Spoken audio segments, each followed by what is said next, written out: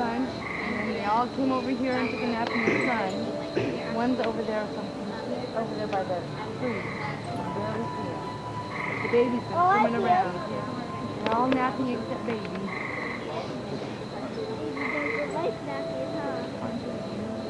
Wonder what her names are.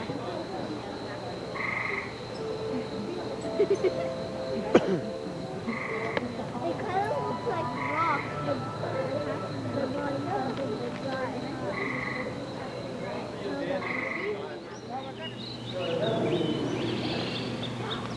100 years ago, on the crystal waters of Florida's inland rivers, it was a time when man lived in harmony with his environment.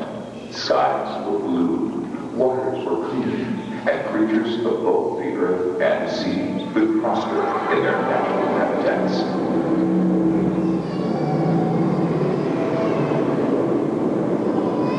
Chances are you've never seen this creature before. That's because there are ever-dwindling numbers of manatees left in Florida. But it wasn't always this way. Manatees have inhabited this planet in great numbers for about 15 million years. Not much about the manatees has changed during that time, until now.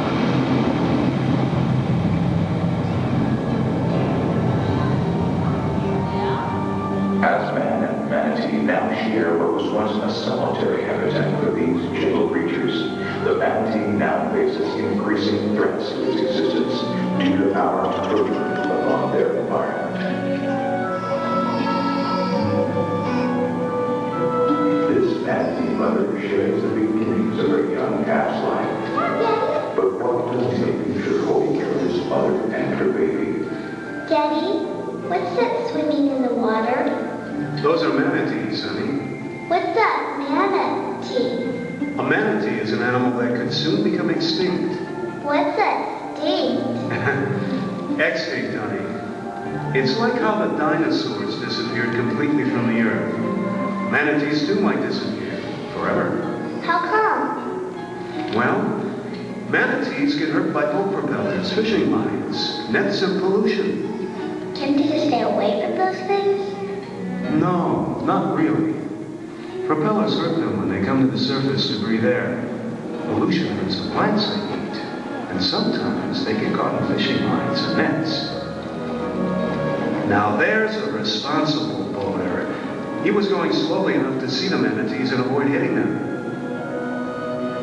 Daddy, why can't more people be like that?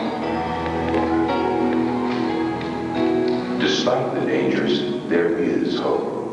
If we make a dedicated effort to eliminate the threats we have unwittingly created, we may help to ensure the survival of this animal.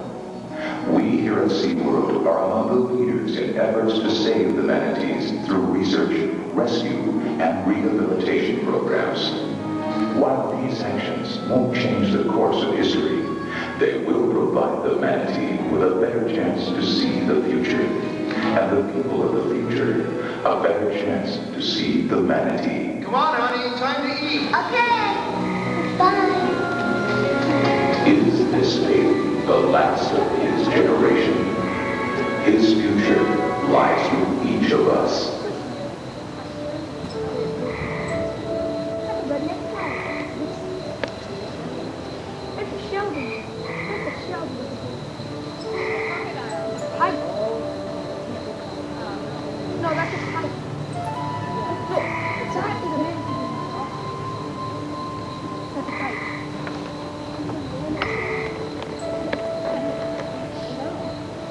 Pipe, that's a bullet. Mom, look down here. You can see these fish. Whoa. Manatees are cool. Mom, you can go underwater now.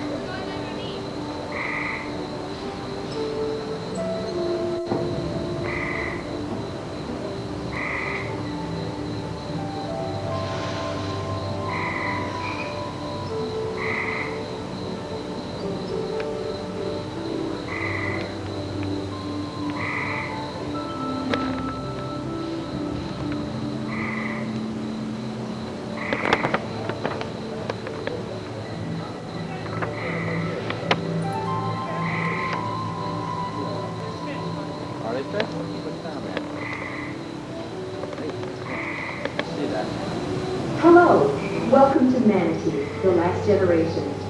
Did you know that manatees are mammals just like us? Manatees are warm-blooded and breathe air through nostrils located at the end of their snouts. They give live birth and provide milk to their young.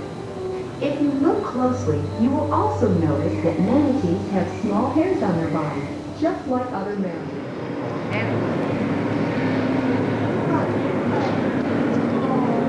Do you know how you look? Look, I just want to reach in there and get one. Where did that go? Right back to the coral reef restaurant. Probably. Doesn't look that deep from here. There's the observation station. You see the wetsuit on it? Kind of red around it. This one that has some spinal cord injuries, or under the spinal cord. This pool right here is actually a false bottom. It's kind of higher up right now, but they can make it step lower, or they can bring it up. So a lot of times when they come in here, different times throughout the day, they have to do, physical exam on them, just check them out. They have a wound, they have to be cleaned out once a day or something like that. They raise it up and work on the manatees. It makes it a lot easier than draining all the water and going down to where they are. It makes it a lot easier to bring them right up to you. And like I said, boats are a big problem for manatees. Also entanglement. If you've been to the manatee exhibit, you see the real big one? That's Rita. And Rita, she's been here the longest. She came in 1982. She had a crab trap line wrapped around her flipper. And it cut down so bad to the bone that she'd been dragging it for a couple days. The rope had been growing skin on it. I mean, she'd dragged it for a long time. If we would have gotten to her a few days later, she probably would have died. Luckily, we brought her in, and she developed a severe infection. And to keep that infection spreading throughout her body, we had to amputate her flipper. There was no other way. But back in the 80s, we just did not know. We didn't think that manatees could survive with only one flipper. We just didn't know a lot about manatees back then.